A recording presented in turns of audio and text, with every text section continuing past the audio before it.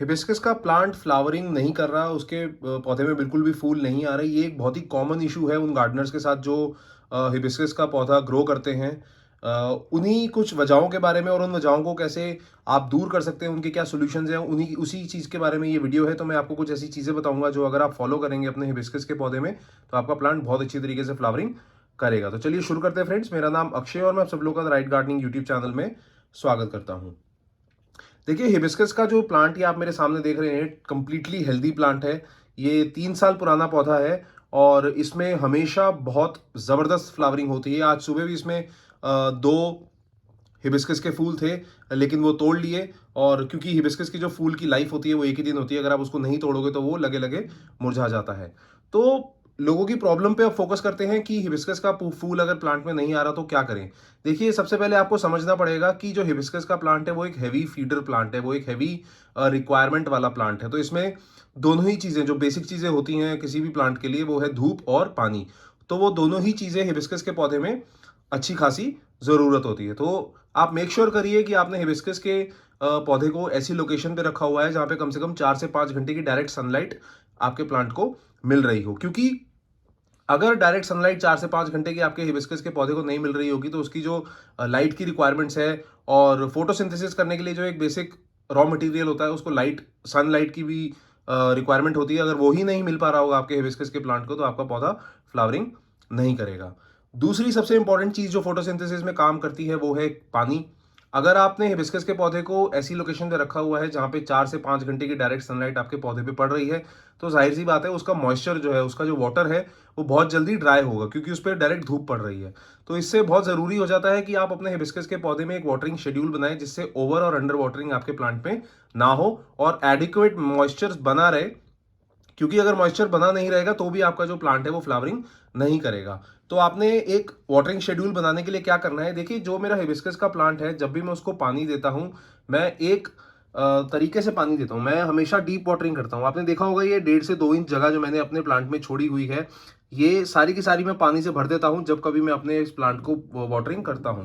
तो इससे होता क्या है, अंडर और ओवर वाटरिंग का इशू दूर हो जाता है। और जब प्लांट पूरा पानी इसमें मैं भर देता हूं तो प्लांट धीरे धीरे उस पानी को एब्जॉर्ब कर लेता है और नीचे तक वो जो मॉइस्चर है वो अवेलेबल हो जाता है। तो इससे इंडिकेशन जाती है प्लांट को कि नीचे तक मॉइस्चर अवेलेबल है, तो क्यों ना वहां तक रूट्स को ग्रो करके उस मॉइस्चर को एब्जॉर्ब कर लिया जाए। तो इसमें, इस प्रोसेस में, इस बड़े बेसिक से प्रोसेस में रूट बाउल इतना अच्छी तरीके से प्लांट का डेवलप हो जाता है कि वो इतना बढ़िया स्ट्रेस हैंडल करने के लिए तैयार हो जाता है और फ्लावरिंग करने के लिए भी उसके पास काफ़ी ताकत हो जाती है। तो ये अब आप ये देखेंगे इस प्लांट में काफ़ी ब्रांचेस हैं क्योंकि मैं रेगुलरली प्रूनिंग भी करता रहता हूँ इस पौधे की। तो आप देखेंगे यहाँ पे हर ब्रांच पे मेरे पास एक फूल आता है। तो अभी 2 फूल आज सुबह ही मैंने तोड़े हैं और लगभग 4 से 5 फूल इसमें रेगुलरली आते हैं और काफ़ी अच्छे साइज का फूल इस प्लांट में ग्रो करता है।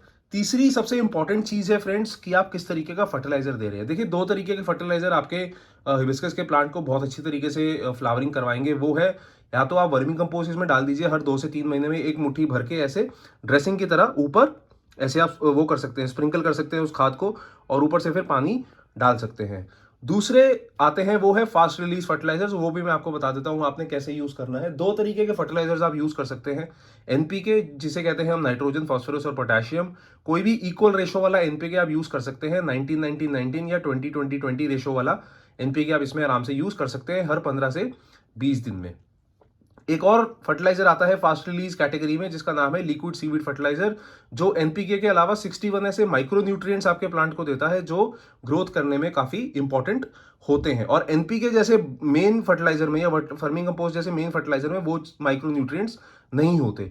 तो ये जो लिक्विड सीवीड फर्टिलाइजर आता है ये कोल्ड कंप्रेस्ड फॉर्म में आता है और इसका जो कॉन्सेंट्रेट होता है आपने 1 ml 1 लीटर पानी में लेके डाइल्यूट करना है।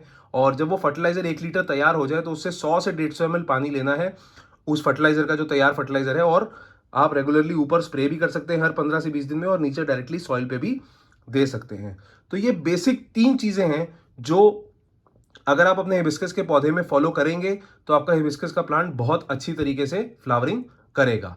अगर ये बेसिक चीजें फॉलो करने के बाद भी आपके हिबिस्कस के पौधे में फ्लावरिंग नहीं हो रही है तो 2 ही वजहें हो सकती हैं। या तो आपके हिबिस्कस के प्लांट में किसी तरीके का पेस्ट अटैक हुआ है, किसी तरीके का कीड़े का अटैक हुआ है, या तो आपका प्लांट जो है वो रूट बाउंड हो गया है और उसको ट्रांसप्लांटिंग की, रीप्लांटिंग की, रीपॉटिंग की ज़रूरत है। तो उसके लिए क्या करना है, जब कभी भी आपको लगे कि आपके प्लांट में किसी तरीके के कीड़े लगे हुए हैं, तो आप अपने प्लांट को अच्छी तरीके से देखेंगे। इसमें एफिड्स और मीलीबग्स बहुत कॉमन हैं, बहुत आसानी से लगते हैं और उनको दूर करने के लिए 2 ही तरीके हैं। या तो मीलीबग्स वाली जो टहनी होती है, जैसे समझ लीजिए यहाँ पे मीलीबग्स लग गए हैं, तो यहाँ से आप उस टहनी को काट दीजिए, तो मीलीबग से कम लगभग टेम्परेरी तरीके से दूर हो जाएंगे।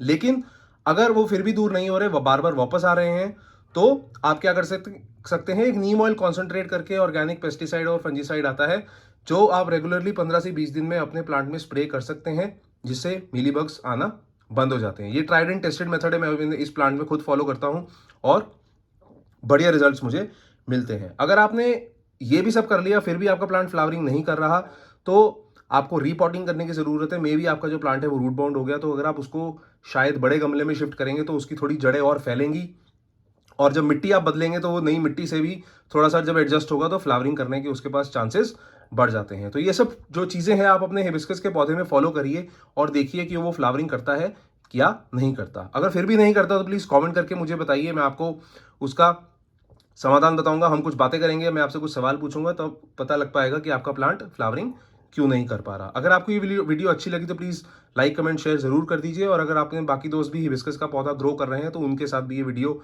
शेयर करिए, ताकि वो भी हिबिस्कस के पौधे को ग्रो कर सके। तब तक के लिए अपना बहुत सारा ध्यान रखिए friends. Thank you. Good bye.